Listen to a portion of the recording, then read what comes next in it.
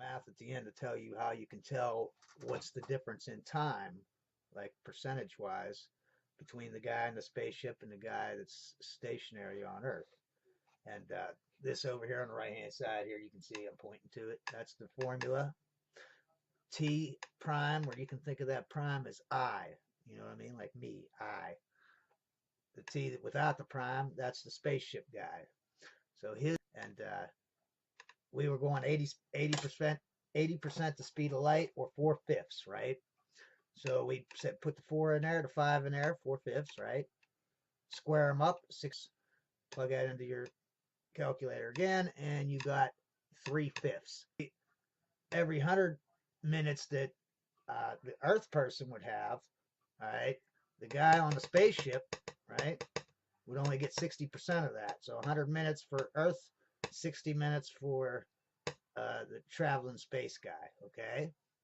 I want you to think of this new concept that things don't happen at the same time for everyone in the universe. Simultaneousness is something that is also about frame of references, okay? I want you to look at this first one right there. See that?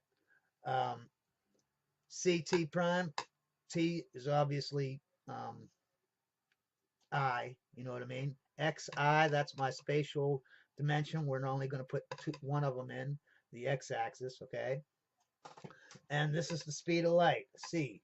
And it's always at a 45-degree angle on this type of, this is called a Minkowski diagram, I think. It's always 45 degrees.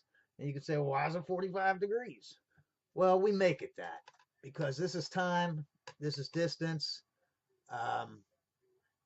We just make, one increment. If 1 inch is 1 second on the time thing, then 1 inch is 186 miles on the distance thing. That's the way they always add up to 186,000 miles per second, 45-degree angle, okay? Now, if you're sitting here on here and you're not moving, you're just going through time, you're going up the t-axis, right? Look at these red lines I got going across here. Those are your simultaneous lines, okay? Meaning, and they're all parallel. I know where they are because they're all parallel to my x-axis, my x prime axis, right? And you notice that that's how they all are. And that means that anything like see A and B, if I see those and there's someone else on here moving it, he's out in space like right here, but he's moving at the same velocity I am in the same direction, so it's almost like we're both standing still. We're both in the same time frame. We will always agree that those happened at the same time, all right? But what happens when you're in a different frame of reference, right? Look at this next diagram, okay? Same thing. There's T prime. That's my prime on Earth, me and you. And X prime, that's our spatial dimension, right? And again, C for the speed of light. Now, let's say he's moving at 80% the speed of light, as we said, right? This is his movement through space, CT. It's that blue line. Now, if you notice, the faster he goes to the speed of light, the more his simultaneous lines differ from ours on Earth, okay? And the way you find out his x-axis is like this. See how these two angles are the same? So look over here. If he's going 1/3 of the speed of light, his x-axis is right here. His simultaneous lines will be parallel to that as he moves through space. Up here, look at this. There's this thing. I made the angles exactly the same so that his x-axis is right here. And then I just made them parallel lines. And those parallel red lines are the simultaneous lines in his frame of reference. Now look at this. These are the Earth's frame of reference. Remember, they're all parallel. And I drew dotted lines so you can see. They don't add up with these lines, do they? When I'm on Earth and I go 1, 2 up here, this is where the guy on that's where his simultaneous things are. See how they're different, okay? Now, I want you to think about the guy in the spaceship. We know he went 10 years on Earth time, right? And there's T prime for I, x-axis prime for I. So that's us on Earth. So we know the guy went on a spaceship for 10 years, right? We know that. He came back, there's the 10 years. We know that at the 5-year point, he turned around. So there's his turnaround. This blue line, we know that he went 80% the speed of light. And that's where that is, because there's 100%. There's 80%. So we pivot it back, and we give it the same angle. Like this angle and this angle is the same, right? Because we know he's going the same speed back as he came, as he left. Okay?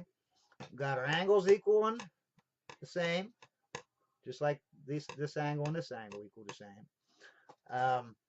Now, look at the simultaneous lines. I drew them parallel to this, right? So when he gets to the halfway point, right,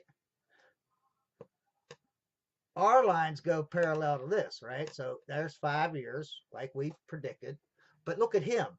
He's only gone 3 years. See how his simultaneous lines? It's only been 3 years for him, right? Then when he turns around, again, his lines go this way because of his frame of reference just switched around, okay? And if you'll notice, how do you know that these are right? Because look at this angle right here, and I drew it in black up here. It's between the x prime and the his travel, the spaceship's traveling through space. That angle right there is 45 degrees, just like this one is 45 degrees for light. Remember, light always has to be 45 degrees if it's going to go the same speed, right? It has to go the same speed in every reference. So, and like right here, see, this is 45. Boom, boom, boom, boom. That is a 45-degree angle. It might not be because I just drew it by hand. I didn't really get a protractor out or whatever, but it should be 45 degrees if it's going to be totally correct. All right. Now, I want you to think about that. So, we know he took 10 years. Look how long this guy took. He took 1, 2, 3.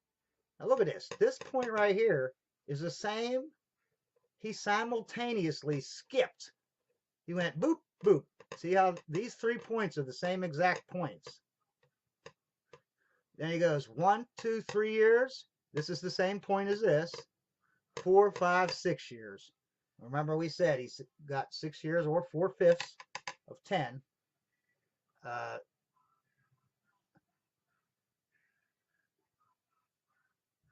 Or six, I'm sorry, not 4/5. 60%. 60% of 10 years is 6 years. And that's how long he took it. You can say, well, what the heck is this? Okay, now we're not taking into account acceleration, all right? Acceleration really plays a big key part in time dilation, a lot bigger than velocity differential.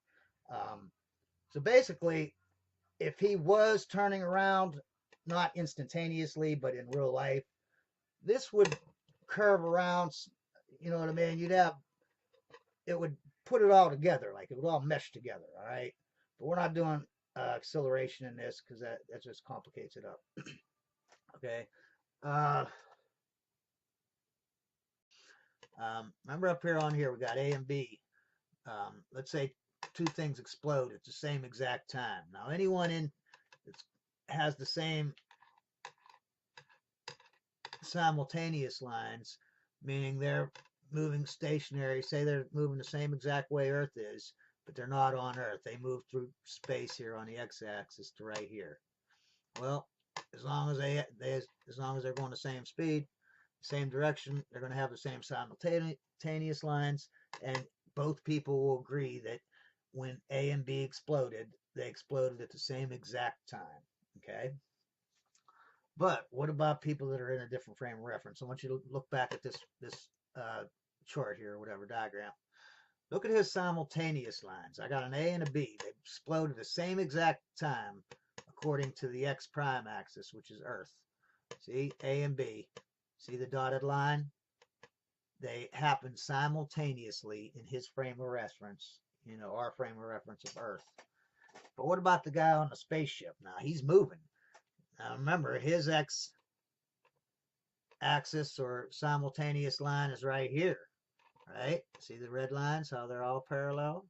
Oh, look, he goes through A, but he has another line I didn't draw it, but look at that. It would be B would actually happen a long time before A happened. And then on his direction home, look, now, according to him in the spaceship, A explodes long before B explodes. So not everything happens at the same time for everyone. Both those things are valid. It did on this one right here. A did explode. I mean, B did explode before A.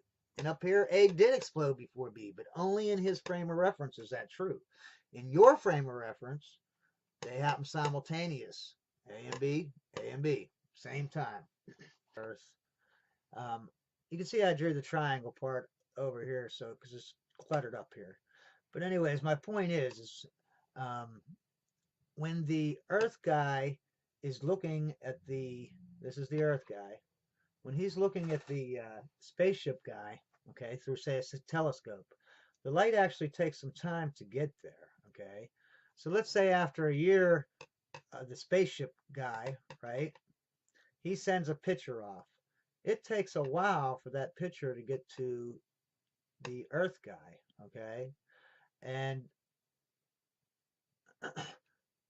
so after 3 years, right, the Earth guy sees him being 3 years old because it took that long for the picture to get there. You know what I mean? For the light to get to him. Okay, and the first this is like 9 years right here for the guy on Earth. So the first 9 years he sees this the guy on the spaceship are at age 3 years. Then the last year, if you think about it, when the spaceship turns around, as he sends a picture, he's going to be going as fast as that picture almost. And when he gets to Earth, those pictures are going to basically come, you know, second by second. They're going to be cluttered up on top of each other. You know what I mean?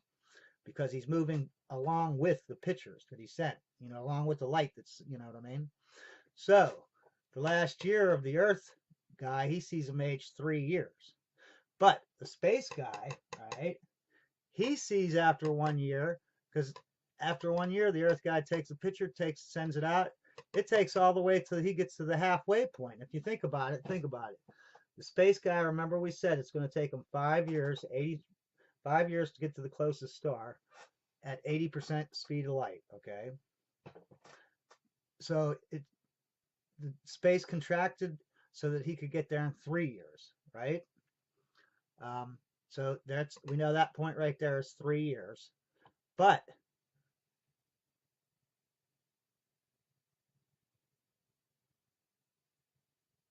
from the Earth's point of view, this is simultaneous from right here.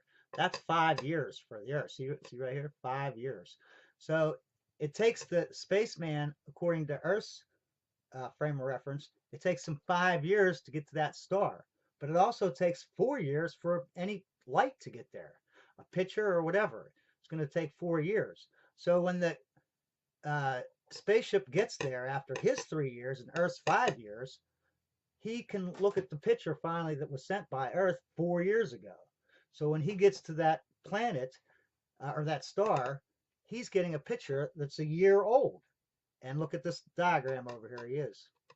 These are 45-degree angles, just like these are 45-degree angles, because that's what light travels at. Remember, 45-degree angles on these graphs. So anyways, after the 3-year mission, right, he gets a picture finally of the guy on Earth, and he's only a year old, so he looks like he's younger. And then the next 3 years of his perception, his frame of reference, he sees the guy age on Earth 9 years. So he sees him age 10 years total, okay? And that's basically why. You can see from the graphs, you know what I mean, about how it takes time for the person. So when they come, so when the guy is leaving, the spaceship is leaving from Earth, all the pictures are delayed. But when he turns around, he's coming towards Earth, everything gets compressed because he's trying to catch up with those light waves.